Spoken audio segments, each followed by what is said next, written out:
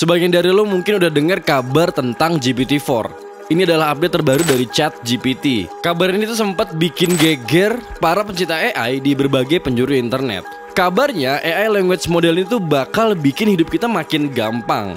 Tapi ada yang bilang juga kalau GPT-4 ini bikin jadi bencana kalau malah dipakai sembarangan. Nah, di video kali ini gue bakal ngasih tahu lo tentang 10 hal keren tentang update GPT-4 yang bikin dunia AI itu jadi unik dan keren banget. So, tonton video ini sampai habis dan jangan lupa subscribe juga.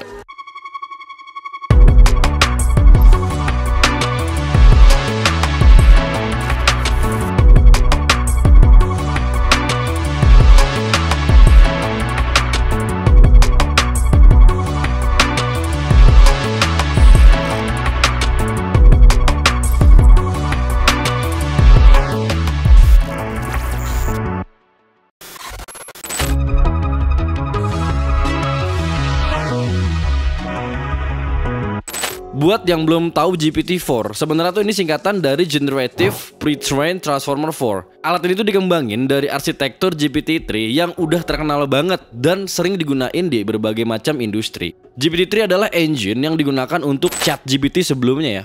Dan itu aja tuh udah keren banget. Lo bisa lihat kemampuannya dan kerennya tuh di layar ini nih, coba lihat. Nah, kemunculan GPT-4 begitu spesial dan potensial kayaknya buat ngubah banyak hal gitu. Dan gila sih, pas gue coba tuh keren banget. Gue bakal share nih ya update-nya yang sangat amat membagongkan ya. Sebelumnya gue juga mau say thank you buat @hasantoxr karena gue dapat idenya dari thread ini.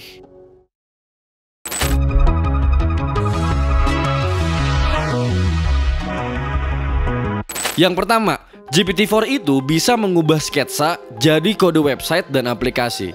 Dalam waktu singkat, GPT-4 tuh bisa ngasilin kode yang sangat efisien dan berfungsi dengan baik. Artinya kita nggak perlu lagi ngabisin waktu dan tenaga buat belajar bahasa pemrograman yang rumit.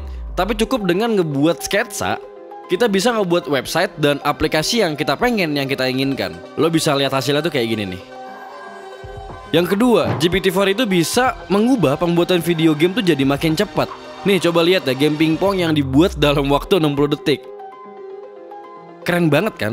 Hal ini tuh bisa banget ngubah game development juga, jadi lebih mudah dan lebih kreatif. Tapi nggak sampai sini doang.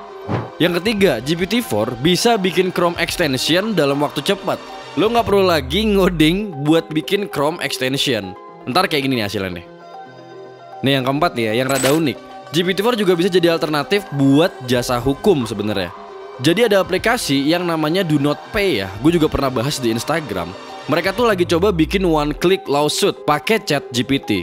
Pengennya sih ya di masa depan kita bisa ngurus urusan hukum tanpa harus bayar mahal ke pengacara. Apalagi buat orang-orang yang nggak kena privilege gitu ya. Kayak bayangin deh lo dapat telepon buat berurusan sama pengacara soal satu masalah, satu tombol doang aja ngebantu lo buat transcribe isi telepon dan sebelumnya GPT 3.5 itu nggak cukup, tapi GPT-4 itu tuh bagus banget.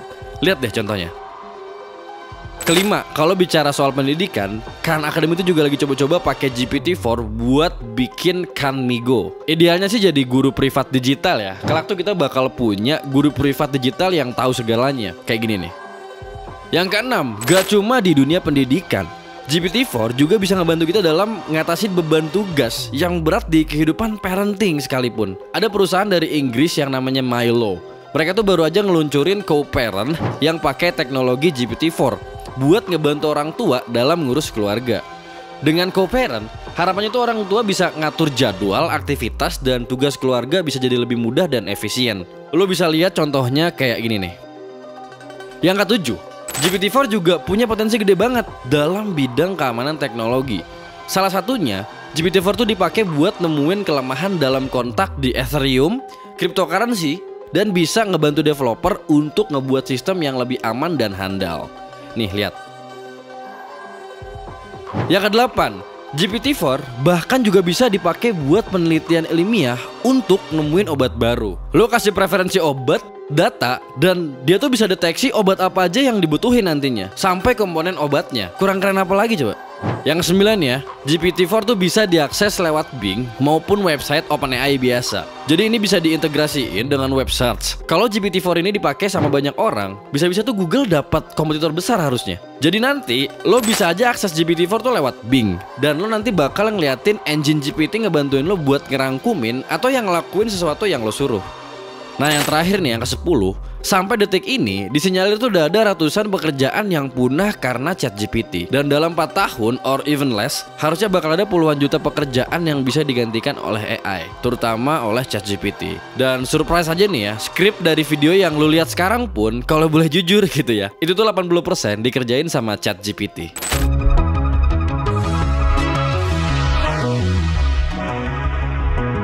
Tapi ya, kita juga jangan lupa soal potensi buruk dari teknologi ini harusnya. Kalau dipakai sembarangan, bisa jadi malah bikin masalah baru. Makanya juga perlu ada tanggung jawab juga dari yang bikin teknologi ini dan yang pakai juga harusnya. Yang pasti, GPT-4 ini tuh bakal bikin peluang baru dan bakal ngubah banyak industri.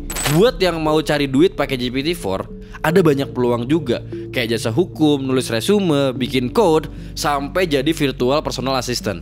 Gue bakal lebih dalam bahas peluang cuan lewat AI di next video ya. Tapi nih ya, kalau lo nanya, GPT-4 ini tuh bakal gantiin manusia nggak sih? Well, sebenarnya bisa jadi sih ya kalau dipikirin dan dibahas lebih panjang gitu secara filosofis. Tapi at least ya sekarang teknologi itu masih belum jadi pengganti manusia sih. Jadi lebih ke asisten super aja buat kita. Jadi intinya GPT-4 ini bisa jadi keajaiban atau malah jadi bencana kalau dipakai yang nggak bener. Tapi buat yang mau jadi pelopor dan ngubah masa depan, ini bisa jadi peluang banget buat kita semua. Nah, tapi kalau menurut lo sendiri kayak gimana? Apa yang gue bahas soal GPT-4 ini memang benar? Atau lo ada sanggahan atau mungkin kritik gitu? Kalau ada, tulis aja semua di kolom komentar ya, karena gue pasti baca dan gue balas-balesin.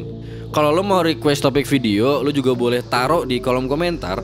Gue bakal masukin list dan kita bakal buatin kontennya juga.